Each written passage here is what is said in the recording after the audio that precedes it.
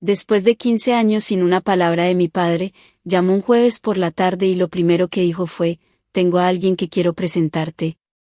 Déjenme volver al principio, porque esta historia no empezó con una llamada.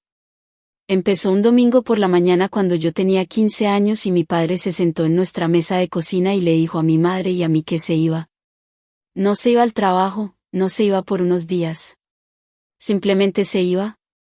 Había conocido a alguien, dijo. Alguien más joven, alguien que lo hacía sentir cosas que no había sentido en mucho tiempo, y necesitaba seguir eso. Recuerdo la cara de mi madre quedándose muy quieta, de la manera en que las caras se quedan quietas cuando el cuerpo decide que cualquier movimiento podría romperlo. Recuerdo el café enfriándose entre ellos en la mesa. Y recuerdo pensar, con la claridad particular que a veces tienen los quinceañeros, que pasara lo que pasara después, nada volvería a sentirse igual. Me llamo Daniela y mi padre se llama Ernesto y durante 15 años simplemente estuvo ausente. No parcialmente ausente, no ocasionalmente presente, completamente desaparecido. Sin llamadas de cumpleaños, sin tarjetas de Navidad, sin encuentros accidentales en eventos familiares porque dejó de asistir a eventos familiares. Se mudó al otro lado de Medellín con la mujer por quien nos había dejado, una mujer llamada Paola que era 12 años menor que mi madre y a quien conocí exactamente una vez, brevemente, antes de que la puerta de esa nueva vida se cerrara completamente y mi madre y yo quedáramos del otro lado. Mi madre se llama Gloria y es una de las personas más fuertes que he conocido, no porque fuera dramática con su fortaleza sino porque no lo era. Volvió a trabajar tiempo completo dentro de los 3 meses siguientes a que Ernesto se fuera. Aprendió a arreglar cosas en la casa que siempre le había dejado a él. Fue a cada evento escolar, cada graduación, cada hito grande y pequeño de mi vida con una presencia tan consistente y tan completa que a veces olvidaba, por momentos, que se suponía que debía haber alguien más ahí.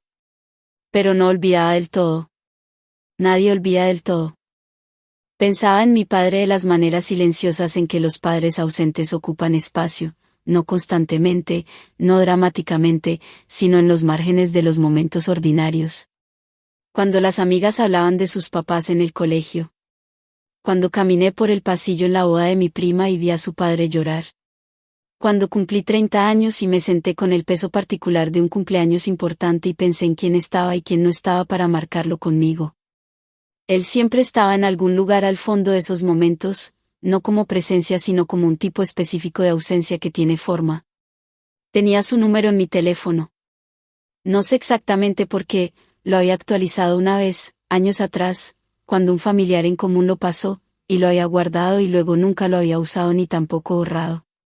Simplemente estaba ahí, ese número conectado a un nombre, como una puerta que no estaba lista para abrir ni para cerrar.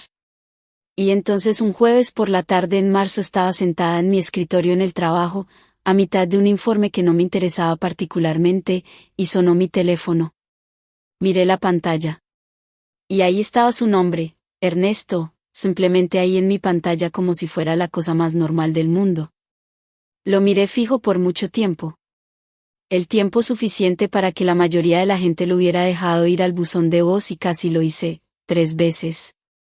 Pero algo, todavía no puedo explicar completamente qué, me hizo contestar. Dije hola. Hubo una pausa al otro lado, justo lo suficiente para decirme que él tampoco había estado completamente seguro de que yo contestara. Y luego dijo mi nombre. Daniela. Solo mi nombre, de la manera en que lo decía cuando era pequeña y me llamaba a cenar, y algo en mi pecho hizo algo para lo que no estaba preparada. Dijo que sabía que esto era un shock y que no tenía derecho a llamar sin aviso y que entendería si colgaba. Y luego dijo, tengo a alguien que quiero presentarte. No colgué. Le pregunté quién. Me habló de Camila. Camila tenía 13 años. Era su hija, suya y de Paola, nacida 2 años después de que nos dejara y unos 6 meses antes de que Paola lo dejara a él. Paola había conocido a alguien más, dijo, y se había ido rápido y limpio de la manera en que la gente se va cuando ya se ha ido emocionalmente mucho antes de la salida física.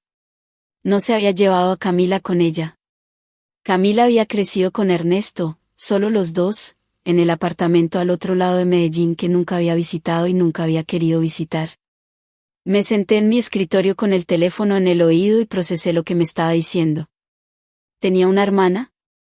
Una hermana de 13 años que había crecido sin su madre de la manera en que yo había crecido sin mi padre, y que aparentemente sabía que yo existía y había preguntado por mí, y cuyo padre finalmente había reunido lo que fuera que necesitaba reunir para hacer esta llamada. Le dije que necesitaba tiempo para pensar. Dijo claro. Dijo que lo sentía, esa palabra llegando al final de la conversación como algo en lo que había estado trabajando todo el tiempo. Dije que lo escuchaba.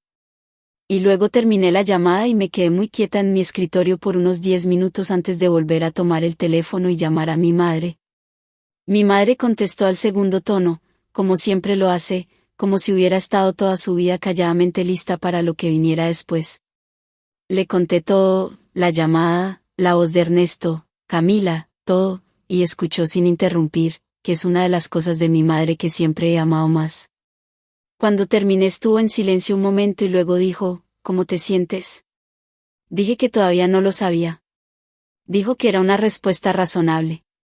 Le pregunté qué pensaba que debía hacer. Dijo que esa no era su decisión sino la mía, pero que me diría una cosa, una niña de 13 años que creció sin su madre no había hecho nada malo y merecía no menos que una oportunidad. No dijo nada más sobre Ernesto. No necesitaba hacerlo. Pasé 3 días pensando. Repasé cada versión de la decisión, la rabia de 15 años de silencio, los cumpleaños que no había estado, los momentos importantes en los que no había aparecido, el peso específico y acumulado de crecer sabiendo que tu padre había elegido otra cosa antes que tú. Me senté con todo eso y no lo minimicé ni me apresuré a dejarlo atrás. Era real y era mío y le di el espacio que merecía. Y luego pensé en Camila. 13 años. Sin madre, un padre que estaba intentando, una media hermana en algún lugar al otro lado de la ciudad que aparentemente sabía que existía y se preguntaba por ella. Había pasado años preguntándome cómo sería tener una hermana. Había sido hija única en una casa más silenciosa de lo que debería haber sido y había sentido esa ausencia de la manera particular en que sientes la ausencia de algo que nunca tuviste pero que de alguna manera sabías que te faltaba. Llamé a Ernesto al cuarto día. Le dije que estaba dispuesta a conocer a Camila. Le dije que no prometía nada más allá de ese primer encuentro y que necesitaba que entendiera la diferencia entre darle una oportunidad a esto y haberlo perdonado todo ya. Dijo que entendía. Dijo gracias de una manera que me dijo que no había estado seguro de que yo llamara de vuelta. Acordamos encontrarnos un sábado por la mañana en una cafetería, terreno neutral, en algún lugar público y sin presión. Llegué primero y me senté en una mesa en la esquina con un café que estaba demasiado nerviosa para tomar y esperé. Y entonces se abrió la puerta y entró Ernesto y detrás de él había una chica de cabello oscuro y su misma línea de mandíbula y algo en sus ojos que reconocí sin poder nombrarlo de inmediato. Estaba nerviosa. Podía verlo en la manera en que se sostenía, ligeramente recogida, observándome cuidadosamente antes de decidir qué hacer con lo que veía. Ernesto nos presentó, Daniela, Camila, Camila, Daniela, y luego se hizo a un lado de una manera que me dijo que entendía que ese momento no era sobre él. Camila se sentó frente a mí y me miró directamente y dijo, ¿te pareces a la foto que tiene papá de ti? De tu graduación. Dije, ¿tiene una foto de mi graduación? Dijo que sí, que la tenía en su escritorio desde siempre. No supe qué hacer con esa información así que la dejé a un lado y me concentré en ella, porque era por quien había venido. Hablamos 2 horas. Era graciosa de una manera seca y discreta que me tomó por sorpresa. Estaba leyendo 3 libros al mismo tiempo y tenía opiniones fuertes sobre todos. Me hacía preguntas sobre mi trabajo y mi vida con la directness de alguien que había aprendido a obtener información eficientemente porque había crecido en una casa silenciosa y tenía que aprovechar al máximo las conversaciones disponibles. En algún momento Ernesto se excusó para pedir más café y Camila se inclinó ligeramente sobre la mesa y dijo, he querido conocerte desde hace mucho tiempo. Dije que yo había querido tener una hermana desde hace mucho tiempo. Me miró un momento y luego asintió como si algo hubiera sido confirmado. Después de la cafetería Ernesto nos acompañó al parqueadero y nos quedamos en el tenue sol de marzo y me miró y dijo, sé que no me merezco esto. Dije, no, no te lo mereces. Pero ella sí. Asintió. No intentó decir más que eso y le agradecí porque más hubiera sido demasiado para esa tarde en particular. Llamé a mi madre desde el carro. Le conté sobre Camila, el humor seco, los 3 libros, la foto en el escritorio de Ernesto. Mi madre escuchó y pude escucharla sonriendo a través del teléfono. Dijo, tráela a cenar algún día. Así nomás, simple y abierto, de la manera en que mi madre se acerca a la mayoría de las cosas que importan. Los meses que siguieron no estuvieron exentos de dificultades.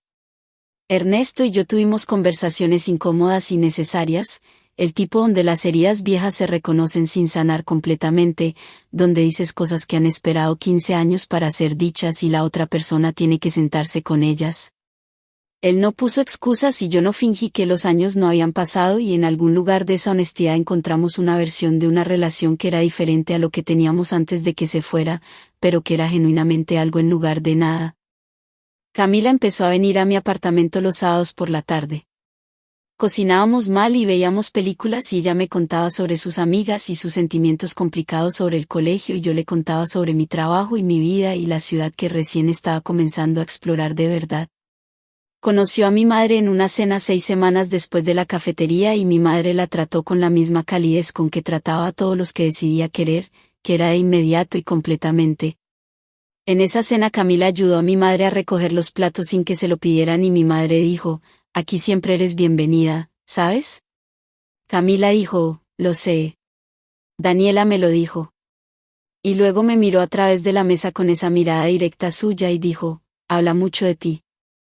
Mi madre me miró y levantó una ceja y dijo, ¿así? Dije, eres mi tema favorito. Mi madre se rió y Camila se rió y Ernesto, que estaba sentado callado al final de la mesa de la manera cuidadosa de alguien que sabe que es un invitado en una calidez que no construyó, sonrió a su plato. Después de la cena ayudó a lavar los platos sin que se lo pidieran. En la puerta se puso el abrigo y miró a mi madre y dijo, gracias por recibirnos, Gloria. Mi madre dijo, gracias por llamarla, Ernesto. Ninguno de los dos dijo nada más y ninguno de los dos necesitaba hacerlo. Acompañé a Camila al carro de Ernesto y me abrazó en la puerta, rápido, de la manera en que los adolescentes abrazan cuando lo dicen en serio pero no quieren hacer un gran asunto de ello. La abracé de vuelta y le dije que la vería el sábado. Dijo obvio, como si nunca hubiera habido ninguna pregunta, y se subió al carro. Me quedé en el andén viendo cómo se alejaban y luego volví adentro y ayudé a mi madre con los últimos platos. Me pasó un trapo y dijo, es maravillosa. Dije, lo sé.